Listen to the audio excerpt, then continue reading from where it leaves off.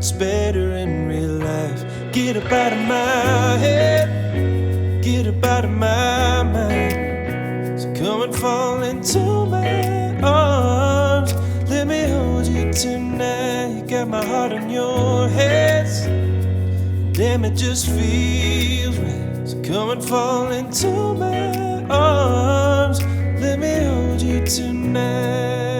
Welcome back, great to see you tuning in for this week's video. Today I have another music video for you, and we're going to be using a music video that I shot for Noah Rickardson a little while back. In this video, we're mostly going to be talking about lighting. And within that broad term that is lighting, we're going to be looking at the unlit look. Lighting a scene that doesn't look like it's heavily lit. This may go against what we think when we put our cinematographer's hat on, because we really want to play with lights. We want to make sure the viewer knows that we worked hard. We want to put our thumbprint on every shot. But sometimes doing less is more, and getting this natural look could really help, especially if the director wants their film to feel more like a documentary or to feel really real. As you'll see in the next part of this video, I did set up all of my lights outside of the room that we were filming in. This did two things for me. One, it helped with the natural look because it made it seem like all the light was natural coming in through the windows. And two, we really didn't have a big space to play with. So since we wanted a wide shot in the music video, I couldn't have stands and lights filling up the frame. But to tell you more about this, let's go ahead and head outside at our location. Now that we're outside, let's go ahead and take a look at our lighting design. The first thing we want to take a look at is our key light. It's our very first stroke of light in the scene and our most powerful light in the scene. So let's go around the corner. Now, like I said before, we had a very limited space in the room, so we elected to put all of our lights outside and shoot through the windows. So we have right here, and you can take a good look at it, our Aperture 300D with a Fresnel attachment on. That's at full blast, just coming straight through the window for our key light. When we get back inside, I'll talk about the fill light, which is our secondary stroke of light. But what we're going to talk about now is the backlight, because this is also coming from outside in. But we're actually not using a light for this. We are using a reflector, basically. So let's take a look at our reflector. So this is our reflector. It's basically some insulation board I got at Lowe's or Home Depot.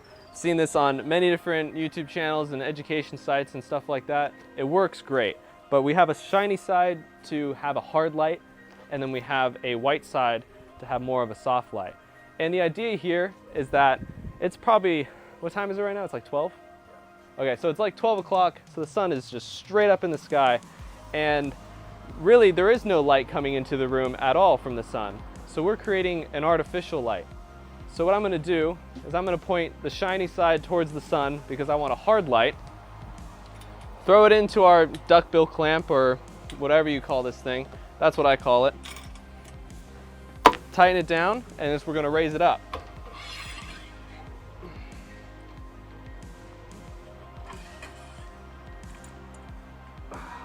So the idea here is to catch the sun. Right now we're bouncing it straight forward, but I want to get it through this window. So I'm just going to look at where the beam is and just redirect that beam straight in through the window.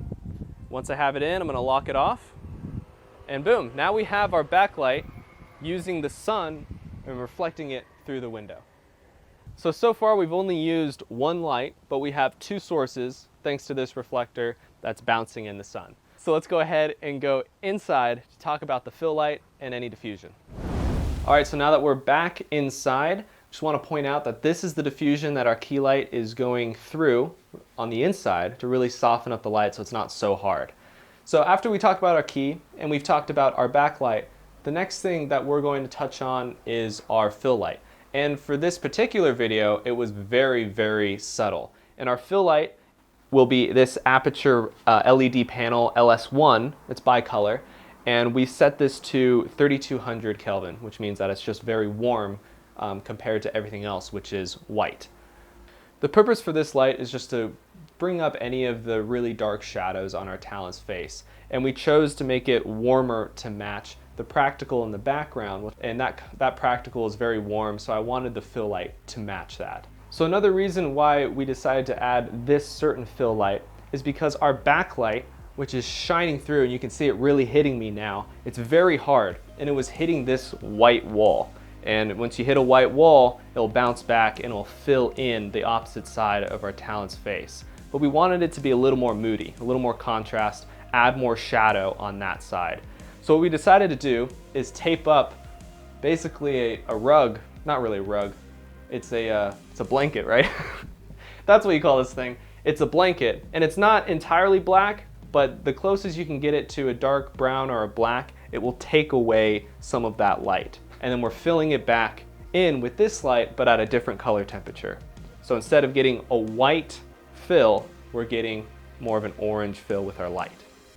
Get up out of my head, get up out of my mind. So come and fall into my arms. So there we go, a very simple laid-back music video with a natural look and a couple camera angles. In all, it only took a couple hours to shoot. If you liked the video, make sure to like the video. If you're looking for some free filmmaking tools, I have them in the description for you to download. That's a lighting ebook, lighting diagrams, and a shot list. And make sure you subscribe and hit that bell so you're notified when my next video comes out, even though you already know it's every Friday.